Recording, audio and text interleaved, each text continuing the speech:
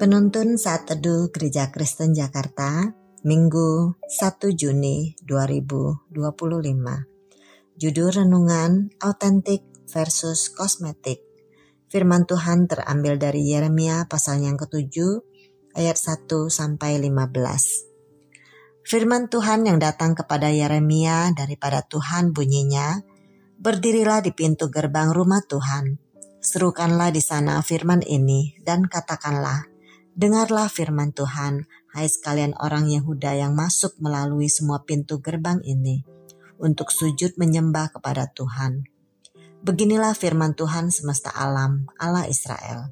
Perbaikilah tingkah langkahmu dan perbuatanmu, maka aku mau diam bersama-sama kamu di tempat ini.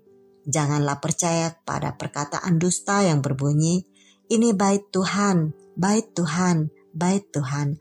Melainkan jika kamu sungguh-sungguh memperbaiki tingkah langkahmu dan perbuatanmu, jika kamu sungguh-sungguh melaksanakan keadilan di antara kamu masing-masing, tidak menindas orang asing, yatim dan janda, tidak menumpahkan darah orang yang tak bersalah di tempat ini, dan tidak mengikuti Allah lain yang menjadi kemalanganmu sendiri, maka aku mau diam bersama-sama kamu di tempat ini, di tanah yang telah kuberikan kepada nenek moyangmu dari dahulu kala sampai selama-lamanya. Tetapi sesungguhnya kamu percaya kepada perkataan dusta yang tidak memberi faedah. Masakan kamu mencuri, membunuh, berzina, dan bersumpah palsu, membakar korban kepada Baal dan mengikuti Allah lain yang tidak kamu kenal. Kemudian kamu datang berdiri di hadapanku di rumah yang atasnya ku disuruhkan, sambil berkata, kita selamat, supaya dapat pula melakukan segala perbuatan yang keji ini. Sudahkah menjadi sarang penyamun di matamu rumah yang atasnya namaku disuruhkan ini? Kalau aku sendiri melihat semuanya. Demikianlah firman Tuhan. Tetapi baiklah, pergi dahulu ke tempatku yang di Silo itu, di mana aku membuat namaku diam dahulu, dan lihatlah apa yang telah kulakukan kepadanya karena kejahatan umatku Israel. Maka sekarang karena kamu telah melakukan segala perbuatan itu juga, demikianlah firman Tuhan, dan karena kamu tidak mau mendengarkan, sekalipun aku berbicara kepadamu terus-menerus, dan kamu tidak mau menjawab. Sekalipun aku berseru kepadamu, karena itulah kepada rumah yang atasnya namaku diserukan, dan yang kamu andalkan itu, dan kepada tempat yang telah kuberikan kepadamu dan kepada nenek moyangmu itu, akan kulakukan seperti yang telah kulakukan kepada Silo. Aku akan melemparkan kamu dari hadapanku seperti semua saudaramu, yakni seluruh keturunan Efraim telah kulemparkan.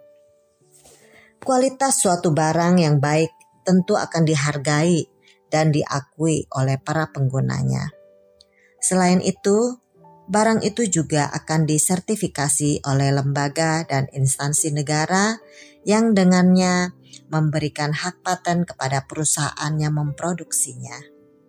Tujuannya adalah untuk menjamin kepemilikan atau hak milik seseorang. Sayangnya barang yang bagus banyak tiruannya. Suatu barang yang berkualitas hampir selalu akan ditiru dan dipalsukan oleh pihak lain. Tujuan untuk mencari keuntungan bagi dirinya lewat cara curang. Meskipun demikian, barang yang asli tidak akan dapat disamakan kualitasnya dengan barang palsu. Istilah kekinian yakni yang autentik akan selalu kalah dengan yang hanya kosmetik.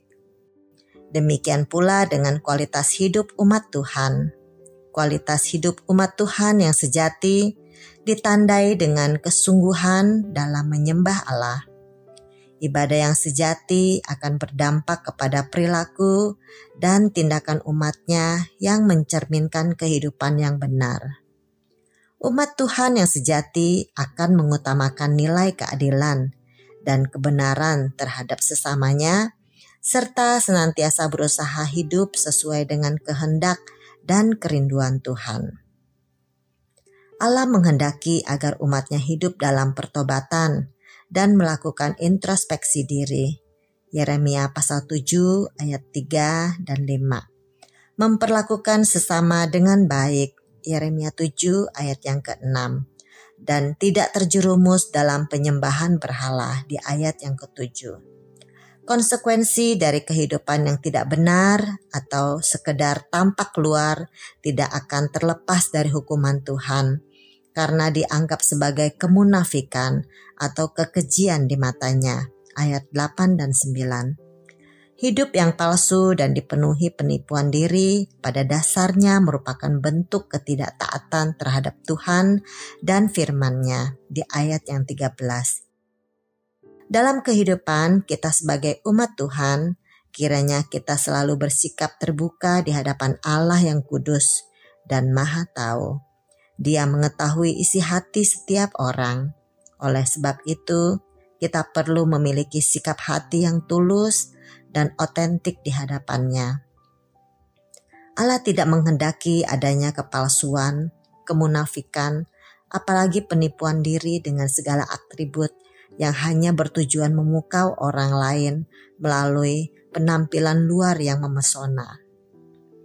Hidup dalam keotentikan bukanlah kesempurnaan hidup tanpa dosa, tetapi selalu terbuka di hadapan-Nya dan siap bertobat.